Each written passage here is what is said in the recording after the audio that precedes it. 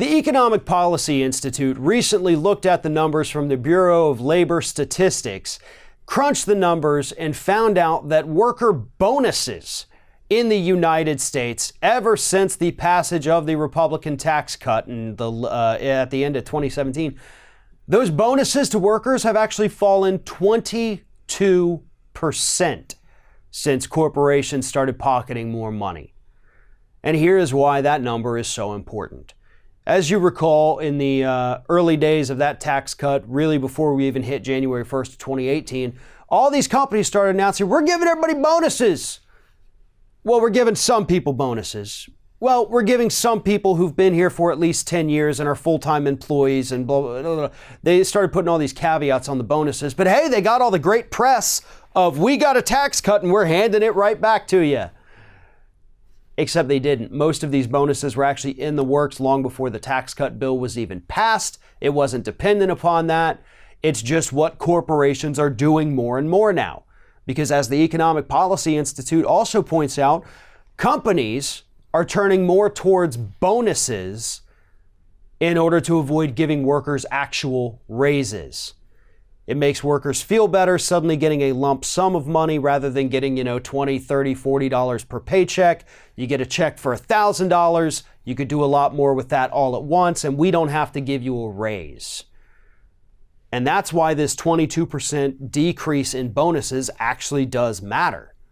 Because people were getting these bonuses for the last 2-3 years. In fact, it says about 4 years now they've been doing this. They were getting these bonuses instead of getting raises. And those bonuses have now fallen 22%. So the workers who were dependent upon these, their buying power, their income, at least part of it, has fallen by 22% with these bonuses.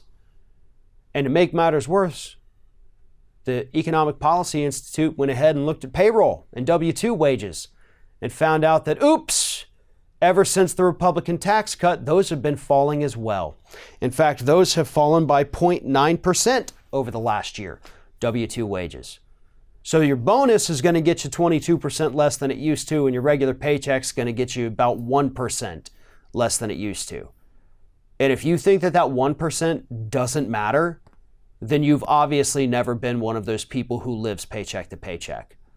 1% is a lot to people who don't have much at all. But that is exactly what corporations are doing, because that's exactly what this tax cut was designed to do. If this tax cut were truly designed to help the middle class, as Republicans claimed, we would have gotten the tax cut. But instead, our bonuses are falling, our wages are falling, our taxes have gone up, and corporations in the top 1% now have so much money, they don't even know where to spend it anymore. That's what's happened as a result of these tax cuts. We got screwed. We're getting more and more screwed each year as this continues. And the wealthy elite are pocketing more and more and more money, spending it on stock buybacks. They're laying off tens of thousands of workers across this country. And Republicans promised us that each one of us would make between $4,000 and $9,000 extra dollars every year as a result of their tax cut.